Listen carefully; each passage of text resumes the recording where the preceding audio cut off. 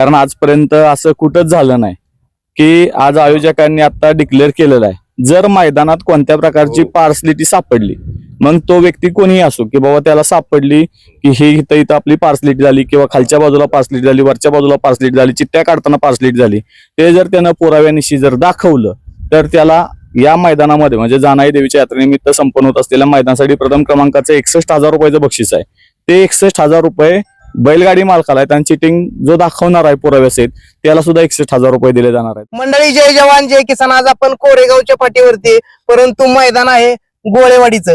मित्रांनो आता मैदान अनेक आदतची होत आहेत ओपनची होत आहेत परंतु दुसरा बैलगाडी मालकांसाठी एक चांगली गोष्ट आहे कारण गोळेवाडीकरांचं यात्रेचं जानाई देवीच्या यात्रेनिमित्त भव्य दिव्य एक दुसरा एक बैल मैदान याच कोरेगावच्या MIDC पाठीवरती आयोजित करण्यात येणार आहे आणि सर्व आयोजक मंडळी असतील झेंडापंच बापू असतील इकडे विकास सर आहेत सर्वांच्या माध्यमातून या मैदानाचा संपूर्ण आढावा आज आपण घेऊया। नमस्ते। नमस्कार। सर्वात प्रथम मैदान कशा निमित्त किंवा काय? मैदान हे गोळेवाडी गावचं ग्रामदैवत श्री जानाई देवीच्या यात्रेनिमित्तानं हे बैलगाडीचं भव्य आणि दिव्य असं मैदान या ठिकाणी आयोजित केलेलं आहे। मैदानाचं थोडीशी रूपरेषा बक्षीस वितरण किती आहे प्रवेश फी किती आहे काय सांगचाल?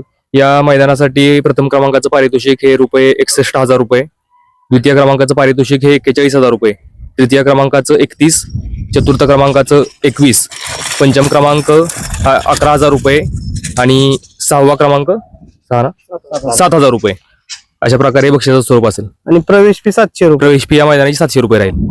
मैदानाची दिनांक किंवा काय सांगचाल?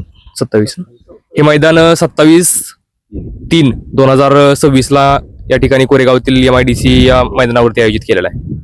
काय सांगचाल आपल्या मैदानासाठी गाड्या नोंद करण्यासाठी?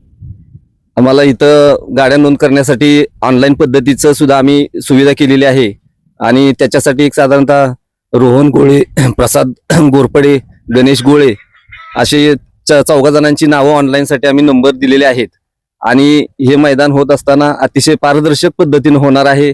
नामांकित असे पंच धनावडे बापू आहेत आणि समालोचक कुमट्याचे प्रसिद्ध असे विकास सर असं हे समालोचन करणार आहेत आणि हे मैदान अतिशय पारदर्शक पद्धतीनं कोणत्याही पद्धतीचं चिटिंग किंवा वशिलाबाजी न करता हे मैदान अतिशय पारदर्शक पद्धतीने सालाबाद प्रमाणे ज्या पद्धतीने होतं त्या पद्धतीने होईल आणि ह्या मैदानाची शोभा वाढवण्यासाठी पंचक्रोशीतील बैलगाडा शौकीनांनी गोळेवाडीच्या जानाई देवी यात्रेनिमित्त 27 तारखेला भरघोस असं बैलगाड्यांचं इथं आयोजन केलेलं आहे आणि सर्वांनी उपस्थित राहावं असं मी यात्रा कमिटीच्या वतीनं इथं सर्वांना आवाहन करतो। मैदान हे अखिल भारतीय बैलगाडी संघटनेच्या नियमावलीनं होणार आहे किंवा काय? हो, अखिल भारतीय नियमानुसार मैदान होणार आहे।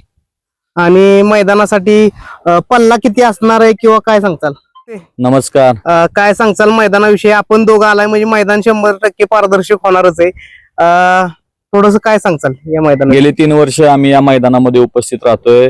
गोळेवाडी गावचं ग्रामदैवत श्री जानाई देवी आणि या देवीच्या यात्रेनिमित्त सालाबाद प्रमाणे संपन्न होणारं हे मैदान या वर्षी या मैदानामध्ये आयोजन करत असताना आयोजकांनी दुशासाठी मैदान आयोजित केलेलं आहे आणि दुशासाठी मैदान आयोजित करत असताना अखिल भारतीय बैलगाडी शर्यत संघटना महाराष्ट्र राज्य यांच्या नियमावलीनुसार आणि महाराष्ट्र शासनाने जे बैलांसाठी जे नियम घालून दिलेले आहेत या नियमावलीला अनुसरून उद्याच येत्या 27 तारखेला 27 मार्चला जे होणारं मैदान आहे ते मैदान संपन्न होत आहे। आता गेली 3 पर्व आम्ही या ठिकाणी उपस्थित आहे आणि याच फाटीवर कोरेगावच्याच फाटीवर 2 मैदान झाली, एक फाटी तिकडे झालं तर सुंदर मैदान झालं ज्या मैदानाला कुठल्याही प्रकारचा वशिला गावकऱ्यांनी चालून दिला नाही कारण आम्ही त्याचे साक्षीदार आहोत का तर आहोत। त्याचबरोबर बक्षिसाच्या रकमेमध्ये आपण पाहिल्यानंतर लक्षात येईल की गेली 3 पर्वामध्ये जे फायनलचे मानकरी झाले त्यांना विचारलं तरी काय अडचण नाही किंवा आम्ही त्याचे साक्षीदारच आहोत म्हणून आम्ही पहिल्यापासून एकच गोष्ट सांगतोय कारण बक्षिसाच्या रकमेमध्ये कोणत्याही प्रकारची कपात केली जात नाही। 1 रुपया ना 1 रुपया या ठिकाणी मोजून दिला जातो। त्याचबरोबर समोर असलेले बैलगाडी मालक त्यांना माहित आहे सर्वांसमक्ष लॉट काढले जातात आणि अखिल भारतीय बैलगाडी शर्यत संघटनेच्या नियमावलीनुसार म्हटल्यानंतर आपल्या लक्षात येते गट असतील, सेमी असतील किंवा फायनल असतील आपण बैलगाडी मालकांना समोर बोलवून त्यांचे डोळे बांधणार आहेत आणि बांधल्यानंतर ते सेमी आपण काढणार आहोत। त्यामुळे एक कोरेगाव तालुक्यातलं नामांकित मैदान आहे आणि त्या नावाप्रमाणेच या ठिकाणी हे मैदान संपन्न करण्याचा गोळेवाडी गावच्या ग्रामस्थांचा निर्धार आहे। त्याचबरोबर बापू खाली झेंडावर आहेत, माझ्यासोबत तात्या पण समालोचनाला आहेत। त्यामुळे एक सुंदर असं मैदान या ठिकाणी आपल्याला येत्या 27 मार्चला कोरेगाव MIDC मध्ये पाहायला मिळणार आहे. त्याचबरोबर मैदान दुशाचं आहे. कोरेगावचा पल्ला जास्त आहे. मग बैलगाडी मालकांचा विचार आयोजक कमिटीने केला, जवळपास 800 फुटाच पल्ला ठेवणार आहे. त्यामुळं दुशाचे बैलगाडी मालक आहेत त्यांनी या ठिकाणी बहुसंख्य बैलगाडी मालकांनी गाड्या नोंद करा आणि कमिटीला सहकार्य करा. जवळपास पाहायला गेलं तर 7 बक्षीस आहेत. त्या 7 बक्षिसासाठी सुंदर अशी लढत होईल. महाराष्ट्रातील तमाम बैलगाडी मालकांना मी विनंती करेन, आपापले पैरे लवकरात लवकर करा आणि ऑनलाईन जे नंबर दिलेले आहेत 4 जणांचे संपर्क आहेत त्यांना संपर्क करून आजच आपला प्रवेश निश्चित करा, जेणेकरून बैलगाडी मालक 26ला मला वाटतं 2-3 मैदानं मोठी आहेत. एक कासेगावचं आहे, खाली फुरसुंगीचं मैदान आहे. त्यामुळं आपण निवांत राहू नका. आज 2 दिवस आपल्याला जे मोकळे घालणार आहेत त्यामध्येच आपण या ठिकाणी गाड्यांची नोंदी करा, जेणेकरून आपण या ठिकाणी जर वेळेत नोंद पूर्ण झाली तर आदल्या दिवशीच लॉट निघतील.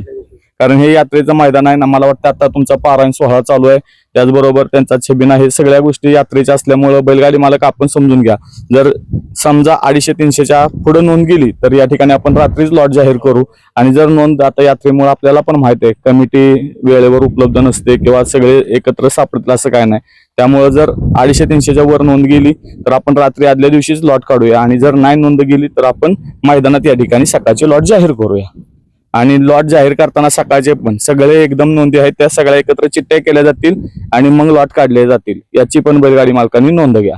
मैदानाचं विशेष असं काय आहे? आता विशेष वैशिष्ट्य म्हटलं तर वावगं ठरणार नाही, कारण आजपर्यंत असं कुठंच झालं नाही की आज आयोजकांनी आता डिक्लेअर केलेलं आहे जर मैदानात कोणत्या प्रकारची पार्सलिटी सापडली, मग तो व्यक्ती कोणीही असो, की बाबा त्याला सापडली की हे इथं आपली पार्सलिटी झाली किंवा खालच्या बाजूला पार्सलिटी झाली, वरच्या बाजूला पार्सलिटी झाली, चिठ्ठ्या काढताना पार्सलिटी झाली, ते जर त्यानं पुराव्यानिशी जर दाखवलं तर त्याला या मैदानामध्ये म्हणजे जानाई देवीच्या यात्रेनिमित्त संपन्न होत असलेल्या मैदानासाठी प्रथम क्रमांकाचं 61,000 रुपयाचं बक्षीस आहे.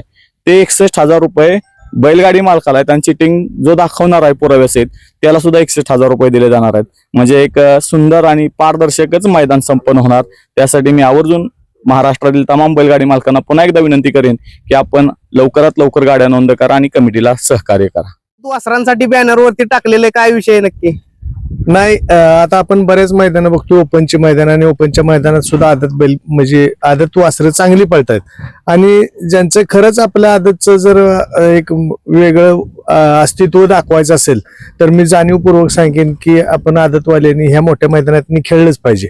कारण ज्या ज्यावेळी मोठी मैदान झाली त्यावेळी ते एक प्रेक्षणीय त्या लक्षवेधी लढती होत आहेत आदतच्या.